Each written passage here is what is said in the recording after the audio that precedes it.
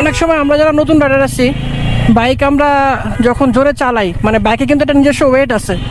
তো এক একটা বাইকের ওয়েট অনুযায়ী বাইকের ব্যালেন্সটা ডিপেন্ড করে। যেমন আপনি জোরে চালাচ্ছেন, ডানাভাবে যখন রাস্তাটা কার্ভ থাকে, তখন আমরা কিন্তু ওই অনেক সময় স্পিডের কারণে, বাইকের ওয়েটের কারণে আমরা ওই কার্ভটা একটু টাইম আমাদের নিতে সময় লাগে। যারা আমরা নতুন যারা আসছি, স্লো করে দেন আমরা গাড়িটা ঘুরাচ্ছি, বা ডানে বামে আস্তে করে রেখে ভেবে আমরা ডানে বামে যাচ্ছি। তো ওই জিনিসগুলো হয় কি, একটা নতুন রাইডারের জন্য বুঝতে একটু সমস্যা হয়। যেমন আমার যেটা হয়েছিল একবার, আমি একবার মানে বাইকটা মোটামুটি হাত ক্লিয়ারের পরে অ্যাপাচি RTR বাইকটা একবার চালাইছিলাম। তো আমি করতেছিলাম কি, এত জোরে চালাচ্ছি বেরিবাদের সাইড দিয়ে। তো বেরিবাদের সাইডের রাস্তা তো এরকম কার্ভ থাকে।